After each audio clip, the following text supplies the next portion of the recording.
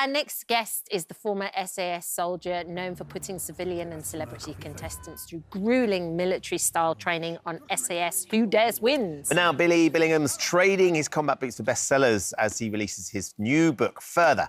And he joins us now this morning. Great to see you this morning, Billy. Thank you for coming in. Pleasure to be here again, so thank you for... So talk us through Further then. This is a book where you're drawing on 10 lessons that you've learned through your SAS experience and life that you think will help guide other people. Yeah, this is my fourth book and it's my first sort of well-being, motivational type book. And I just felt now was the right time to do it with all the experiences I've had, you know, from growing up to particularly in the regiment, which put me to where I am today. So it's breaking down, not just physical, it's mental, emotional, it's all those steps. And when we say further, it doesn't really mean physically further. It could be, or it could be, you know, just going for that next job or doing that next thing, just showing people you can do something if you really go for it and put your mind to it. I think what's interesting on reading it is how the physical is so related to the mental as well. Like, you talk about doing a stakeout and you're all hiding. Yeah. And you did, like, few little exercises every single day and each man had to do it, but stay absolutely quiet because you didn't want to give yourselves away. But that was how you kind of stayed focused? Yeah, it is. I mean, there's a number of things to that. I mean, the mental is a big thing. Physical is a massive thing. Mental, I say, 70%. Yeah. But you've got to have... if you do something physical, you achieve it. It gives you that well-being, that respect, and you feel good about it. Yeah. And that drives motivation. Let's do that again, more and more of that. But that situation you're talking about, yeah, we were cooped up, 12 of us, couldn't move. There's people outside, we were waiting to do a particular job. Yeah. And the two things to that was, one, when we pounced, we had to pounce. We could be lying there 12 hours, which means you freeze up. So we had to keep doing something. That was one thing to it.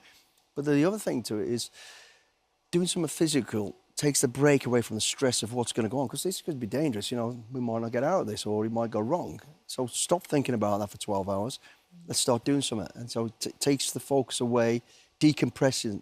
So it's putting all that together, how important the physical is the decompression to all the mental stuff that you're facing, you know. What a lot of people, I think, and this book, you undoubtedly tap into as well, Billy, look for is motivation.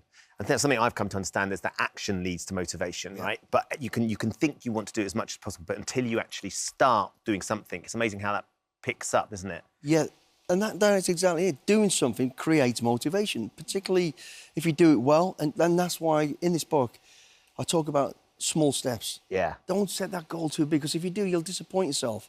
You'll get angry with yourself. It doesn't become fun anymore. It becomes frustrating, and you're putting more stress you don't need. So you go, right, OK, I never intended to be in the SAS. I just want to be a soldier. So let me get to that stage. Let me get on the train, get down to Aldershot, first thing out the way. Done it. Next step, next step. And I've always done that. You know, and then the way my life's gone, you know, from growing up, which was, I was a rogue kid, went wild, you know, should have been in jail or probably not here at all. Hat stealer. to where I am now. But, you know, as you go through these little steps and you achieve things, you gain respect, you gain discipline, a new journey opens up. But there is also people that you've come across in your life that have been incredibly influential and powerful. I mean, we joked about it a little bit, but you were on the streets and you were in a gang and you were stealing hats, and there was one particular person that you took a hat off that actually sort of seriously changed the sort of course of your life, didn't he? Yeah, it was an old man. I had this thing about stealing hats because it was easy. I could steal it and run off, and I stole it. And he caught me, and rather than give me a good hiding, which I expected, he just said, look, come to my boxing gym. So you squared up as if you were going to have a fight? Yeah, I was going to have a fight with him. And he looked at you and went, OK. He says, look, there's something about you. Come to this boxing gym. He told me where it was. It was in a pub downtown. You got to remember, I was 9 years old.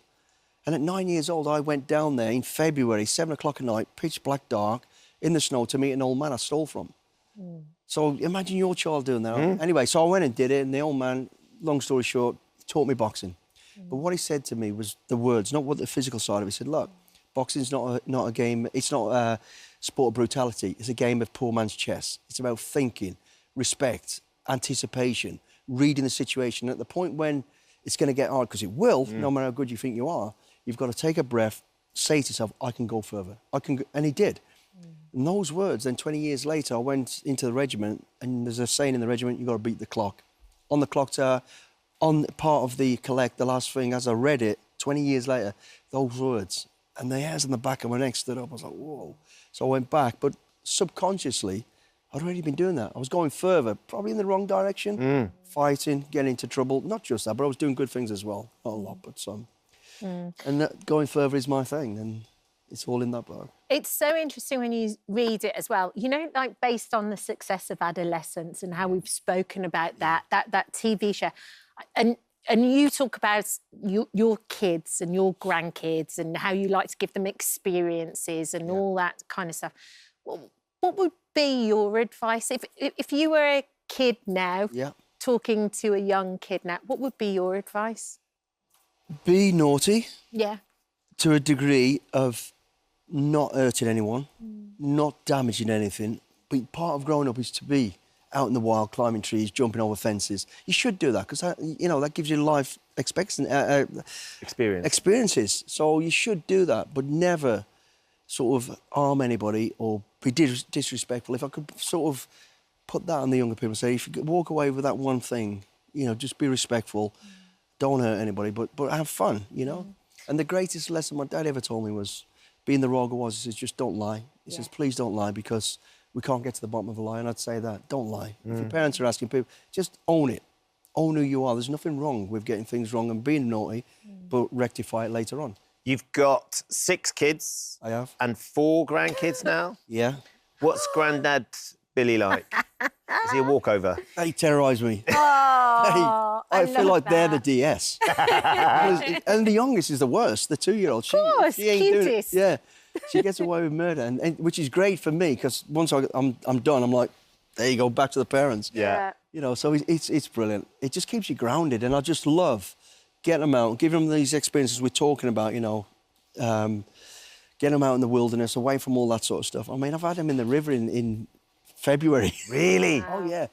I'm You know what you're doing. Yeah. But it's just that sort of thing. It's beautiful to have that and give them the experiences. I love it though, from Grandad to like headlocking Penelope Cruz. Yeah. You once did that, didn't you? I did, yeah.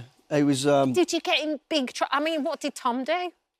Initially, well. Because she was with Tom Cruise at the time. She was. Right. I think they were engaged, but he was just shell-shocked by the whole thing because it happened so fast, and then she was absolutely hating me because I've just messed up her hair.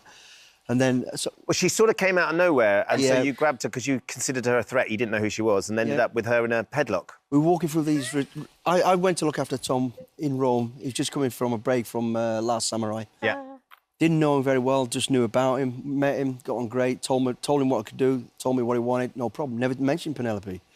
Walking through the crowd to the hotel foyer, and it was one of those rotating doors, which was a nightmare. And in my head, I'm negotiating how to me and him get that close to get through the door. So we're just about getting through the crowds. I saw blue, didn't know what it was.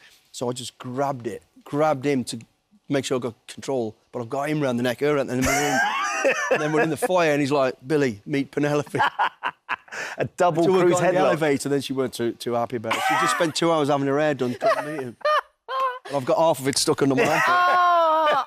I love it when it comes on. Yeah. It's like the juxtaposition between like the tough guy and the softie. And it's amazing. Definitely a softie. Thank you. Thank you, Billy, for coming in. No, thank you for allowing me to come on. Billy's book, Further, 10 Lessons the SAS Taught Me About Life, is out in Hardback on Thursday. Thank you for visiting our This Morning YouTube channel. We upload tons of new content every single day. So hit the subscribe button, like all the videos, and don't miss out. We'll see you in the morning.